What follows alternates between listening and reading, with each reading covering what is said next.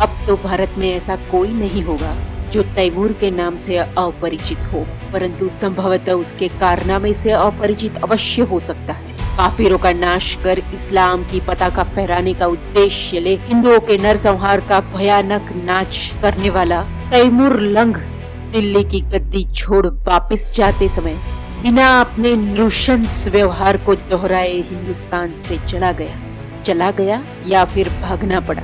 जी हाँ, सनातनियों की संगठित सेना जिसमें 40,000 महिलाएं भी थी, वह सेना ने तैमूर लंग को भारत छोड़ने पर मजबूर किया था। पर कैसे, आइए जानते हैं। वर्ष 1398, लूटपाट, मठों मंदिरों का विध्वंस, हत्याएं, छोटी बच्चियों तक के साथ बलात्कार करते हिंदू पुरुषों को दास बनाते हुए तैमूर आगे बढ़ नसीरुद्दीन तुगलक को पराजित कर दिल्ली की गद्दी पर बैठा। दिल्ली पहुंचने तक उसने 1 लाख हिंदुओं को बंदी बनाया था। उसने सबके सिर काट डाले, जो मुसलमान बन गए उन्हें छोड़ दिया और अपनी सर्जनात्मकता का परिचय दी। तैमूर ने उन 1 लाख कटे हुए सिरों से ऊंचे मीनार बनवाए ताकि प्रजा में उसके आतंक का सटीक संदेश पहुंच जाए और इस्लाम का परचम फहराने के लक्ष्य पर वह आगे बढ़ा। तभी तो उसने मुस्लिम बहुमूल्य क्षेत्र को अपने आतंक से बख्श दिया था। तैमूर के आतंक की जानकारी अब दिल्ली के आसपास के क्षेत्र मेरठ, सहारनपुर, हरियाणा तक पहुंच चुकी थी। अब धर्म रक्षा के लिए इस आतंक को रोकना अत्यंत आवश्यक था और श्री देवपाल के नेतृत्व में इसके प्रतिकार की योजना और उसके अमल के लिए एक महापंचायत का आयोजन किया गया, जहां कुछ महत्वपूर्ण निर्णय लिए गए। समग्र प्रदेश के लोग, स्त्री पुरुष, सब से मृत्यु के भय को त्याग इस धर्म युद्ध के लिए तैयार होने के लिए आह्वान किया गया। वृद्ध तथा बच्चों को सुरक्षित स्थानों पर भेज गांव खाली करवाने का निर्णय लिया गया। कुछ अत्यंत तेज घुड़सवारों को गुप्तचरों का दायित्व दिया गया। सख्त सुदृढ़ पहलवान जोगराज सिंह गुर्जर को प्रमुख सेनापति बनाया गया।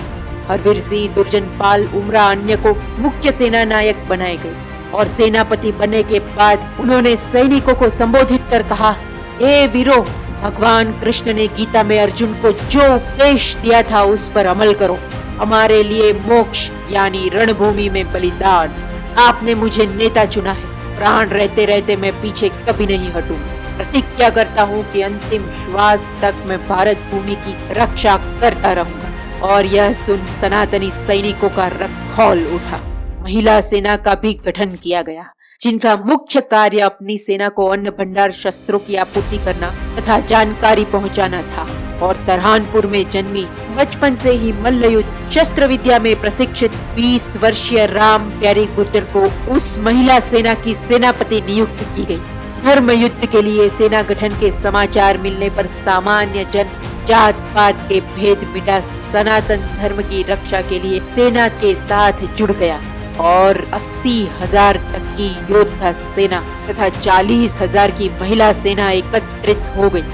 यह सेना सामान्य जन की थी। सैनिकों को युद्ध का प्रशिक्षण नहीं था, परंतु माथे पर राष्ट्र रक्षा के संकल्प का तिलक अवश्य था। उस ओर मद में चूर तैमूर उसकी विशाल सेना तथा आधुनिक शस्त्रों के साथ सहारनपुर और हरिद्वार की ओर आगे बढ़ने की योजना बना। मेरठ की ओर चलते वह रास्ते में दिल्ली के पास विश्राम के लिए रुका था और योजना के भाग रूप सनातनी सेना के 20,000 योद्धाओं ने एकाएक तैमूर की सेना पर हमला बोल दिया, शिविर में आग लगा दी और 9,000 सैनिकों को हुरों के पास पहुंचा दिया। सुबह तक तो पंचायती सनातनी सैनिक गायब हो चुके थे।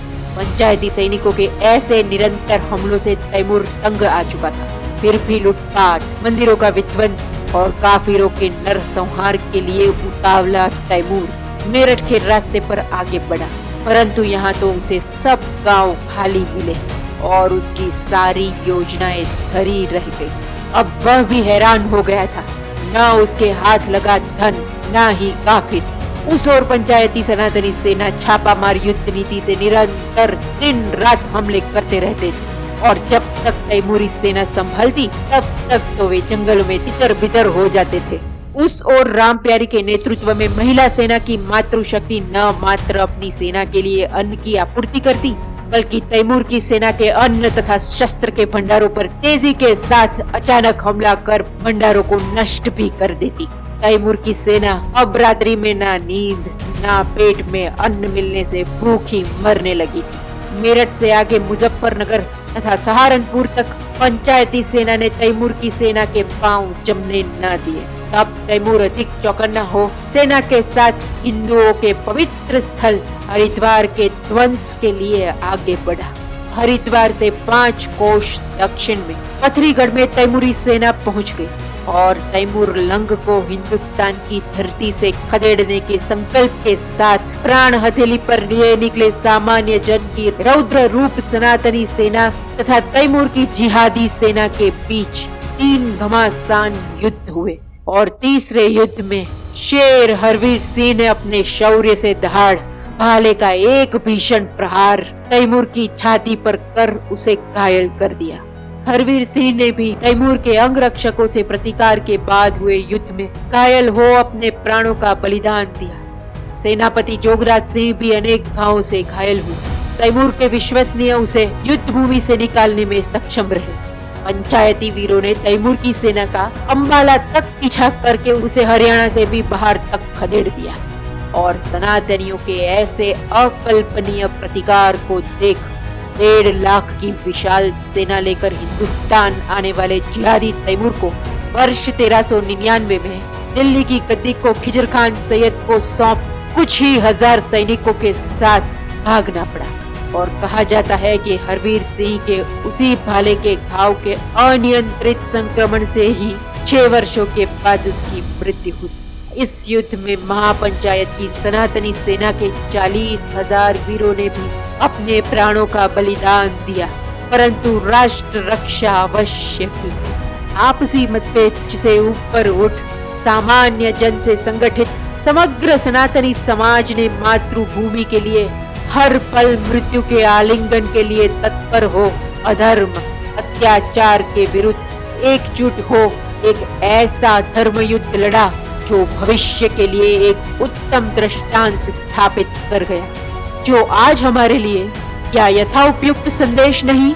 और ऐसे महत्वपूर्ण वृत्तांत को इतिहास से मिटा भविष्य की पीढ़ी को इससे अपरिचित रखने के पीछे के कारण को समझना क्या हमारे लिए आवश्यक नहीं।